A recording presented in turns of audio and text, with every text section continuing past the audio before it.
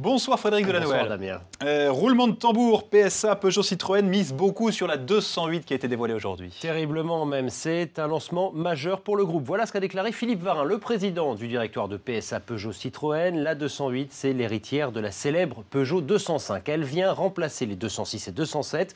Et l'objectif est ambitieux puisqu'elle doit être la voiture la plus vendue en Europe. Écoutez. On va, au total, dans le monde, vendre 550 000 voitures 208. Alors, probablement un peu plus de 400 000 en Europe. Et ça va donc représenter 40% des ventes de la marque Peugeot en Europe. Et donc, dans sa catégorie, ça va être, c'est notre ambition, c'est que ce soit la voiture la plus vendue en Europe. Alors sachez que selon le modèle, elle vous coûtera entre 12 000 et 20 000 euros. Elle sera disponible en concession dès le printemps prochain. C'est noté sur le calendrier. Je dois racheter une voiture, effectivement.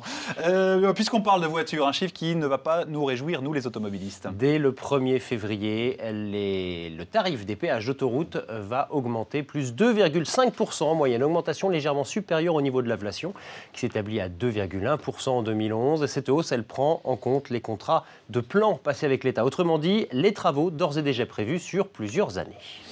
Allez, pour terminer, la fin d'une longue bataille judiciaire qui va coûter bonbon, comme on dit, aux parfumeurs de luxe. Oui, on peut le dire. La Cour d'appel de Paris a confirmé l'existence d'une entente sur les prix entre parfumeurs de luxe et distributeurs. Le montant de l'amende est très élevé, 40 millions d'euros au total. 13 millions rien que pour le groupe LVMH et la chaîne Marionneau. 6 millions pour L'Oréal, 2,5 millions pour Chanel. Cet arrêt confirme une décision du 14 mai 2006. C'est vous dire comme c'était long.